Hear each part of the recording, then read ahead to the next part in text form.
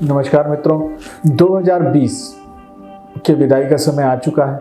2020 में जिस तरीके से समस्याओं से हम सबको रूबरू होना पड़ा है वो काफ़ी ये साल संघर्षमय हो गया।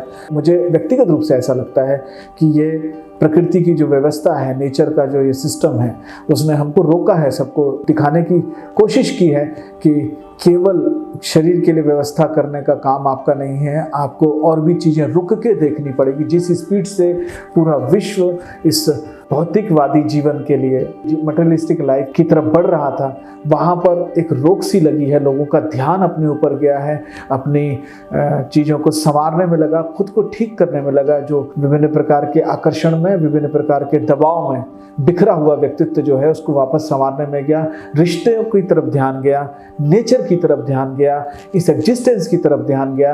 और कुछ फार्मूला हमको ये समझ में आए हैं, कितना भी साइंस को डेवलप कर लें, पर यदि हम नेचर को ध्यान नहीं देंगे, नेचर के साथ हम ठीक तरीके से नहीं जिएंगे, तो अल्टीमेटली इसके रिवर्स इफेक्ट हमको देखने मिलेंगे ही। हमको शरीर के प्रति, इम्यूनिटी के प्रति, सफाई के प्रति, जो हमारी लाइफ स्टाइल है उसके प्रति इस साल ने काफ़ी कुछ ध्यान दिलाया है। करना ना करना तो हमारे ऊपर है, उसके रिजल्ट फिर हमको उस तरीके से देखने मिलेंगे ही। अदर डायमेंशंस में देखूं तो 2020 को मैं शुक्रिया करना चाहूँगा। इसने हमारे को हम तक पहुँचाने की एक बार कोशिश की है।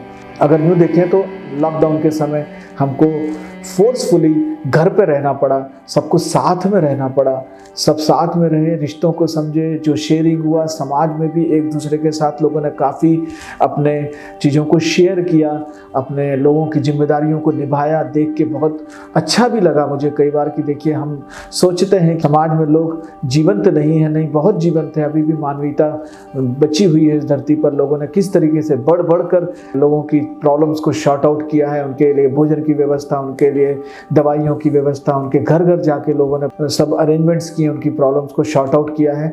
हम सब आपस में एक बार फिर मिले हैं। राहु विच्छेदकारी है, पर किससे? जो नेगेटिविटी है उससे। ये तो ह्यूमन ग्राउंड को तैयार करता है। मुझे व्यक्तिगत रूप से मैं राहु को बहुत अच्छा ग्रह मानता हूँ, और क्योंकि नंबर 4 जो 2020 नंबर रिप्रेजेंटिंग द राहु, तो नंबर 4 जो है वो राहु को रिप्रेजेंट करता है। तो उसका जो प्रभाव आया, मुझे लगता है कि हम सबको एक बार फिर से ह्यूमनिज्म की तरफ जोड़ के चला गया। जो भी अच्छा बुरा हुआ उसके लिए मैं धन्यवाद देता हूँ। नया साल आ रहा है 2021, अच्छा साल है। हम सब इसमें 2020 से सीखे हुए कुछ, जो रिश्तों की तरफ हमारा ध्यान गया, नेचर के साथ हमको कैसे रहना चाहिए इसकी तरफ हमारा ध्यान गया, जो एग्जिस्टेंस के साथ हमको कैसे रहना चाहिए उसकी तरफ हमारा ध्यान गया। हमारा पर्पस ऑफ लाइफ भी कहीं बार क्लिक हुआ होगा। आप ध्यान देंगे तो आपको पर्पस ऑफ लाइफ भी उन दिनों में ज़रूर ध्यान आया होगा, और बहुत सारी चीज़ें ऐसी ज़रूर लगी होंगी कि जिनके पीछे हम दौड़ रहे थे वो बहुत सार्थक नहीं है, और जो निरंतर सुख देने वाली चीज़ें हैं उनकी तरफ भी ध्यान चला गया होगा। तो मैं सोचता हूं कि 2021 में हम उस चीज़ को और कंटिन्यू करें, समझने का प्रयास करें, और आने वाले दिनों को और अच्छा बनाएं। मेरी तरफ से हृदय से उस समझदारी को आप प्राप्त करें जो आपको सुख दे सके, जो सभी को सुखी कर सके और इस धरती को स्वर्ग बना सके। नमस्कार।